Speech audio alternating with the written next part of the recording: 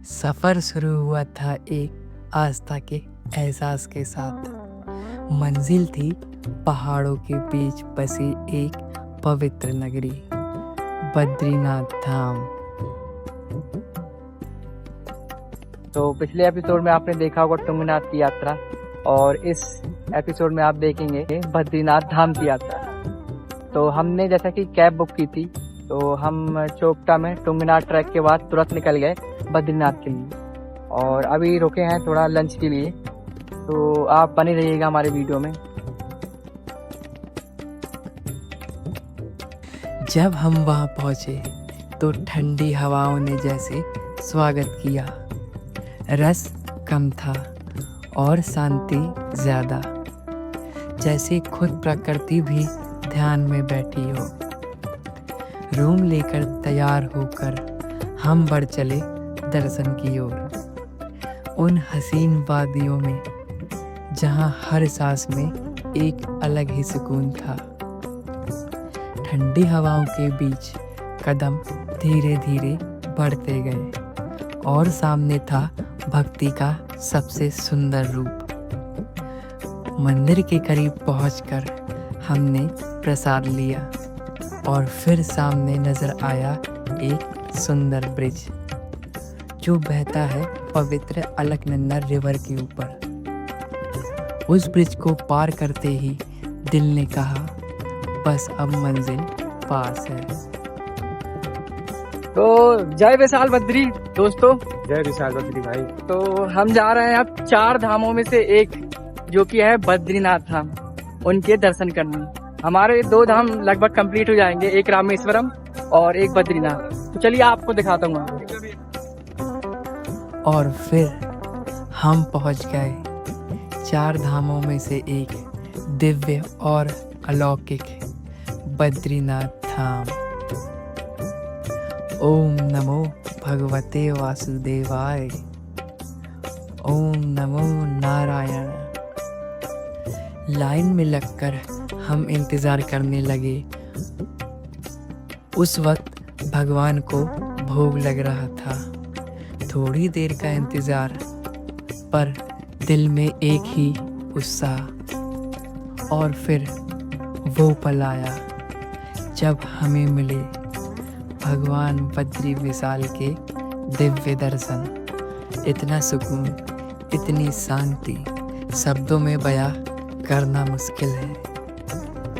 मंदिर के अंदर फोन अलाउड नहीं था। दोस्तों हमारे दर्शन कंप्लीट हो गए हैं, और ये तो ऑफ सीजन था, इसलिए हमें 15 से 20 मिनट ही लगा, उससे ज़्यादा नहीं लगा। लेकिन अगर आप मई या जून में आते हैं तो आपको बस ज़्यादा टाइम लग सकता है। ये सीजन पर डिपेंड करता है। दर्शन के बाद हमने मंदिर के प्रांगण में बैठकर भगवान का ध्यान किया। तो कहते हैं हिंदू धर्म में ये 4 धाम सबसे बड़े हैं। छोटे 4 धामों में यमुनोत्री, गंगोत्री, बद्रीनाथ और केदारनाथ आते हैं, और बड़े 4 धामों में आते हैं जगन्नाथ, द्वारका, बद्रीनाथ और रामेश्वरम। तो मेरा रामेश्वरम और बद्रीनाथ 2 धाम हो गए, और केदारनाथ को मिला के 9 ज्योतिर्लिंग। तो आप ऐसे ही हमारे चैनल से बने रहिएगा, आपको हर एक भक्ति यात्रा कराते रहेंगे हम। और पीछे का मेरे व्यू देख रहे होंगे आप, जैसे दिखाइए।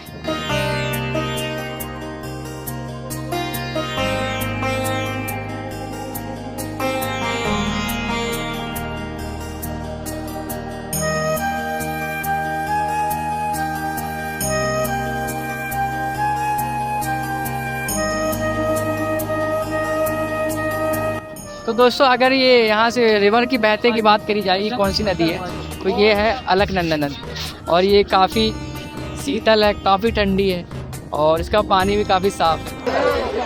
तो यहाँ पर काफ़ी तेज हवा चल रही है, और हम यहाँ पर दर्शन करने के बाद यहाँ के कैंपस में घूम रहे हैं।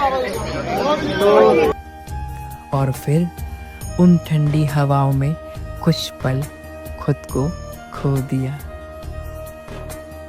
तो हमारे पीछे आप देख सकते हैं श्री बद्रीनाथ धाम है, और हम पहले केदारनाथ गए थे, फिर उसके बाद तुंगनाथ के दर्शन किए, और अब पहुंच गए हैं श्री बद्रीनाथ धाम। तो हमारा ये बहुत बड़ा सौभाग्य है कि हमने इतनी कम उम्र में इतने सारे धाम कर दिए। मेरे तो 9 ज्योतिर्लिंग भी हो गए हैं और 2 धाम हो गए हैं, और भाई के 6 ज्योतिर्लिंग, 7 ज्योतिर्लिंग और 2 धाम। मैं इतना सौभाग्यशाली हूँ कि मेरे को ऐसे दोस्त मिले कि मेरे को इतने सारी जगह के दर्शन मिल रहे हैं। और हमारा वादा है आपसे, तो हमारे ब्लॉग में आप बने रहिएगा, आपको और धामों के दर्शन करवाएं। हर हर महादेव, जय बद्री विशाल। जय बद्रीनाथ। अगर आपको भी इस पवित्र यात्रा का एहसास हुआ हो तो कमेंट करके हमें ज़रूर बताना। आगे और भी धाम और ज्योतिर्लिंग के दर्शन के लिए चैनल को सब्सक्राइब कर दिए और बेल आइकन को ज़रूर दबाएं। तब तक के लिए हर हर महादेव। ओम नमो भगवते वासुदेवाय।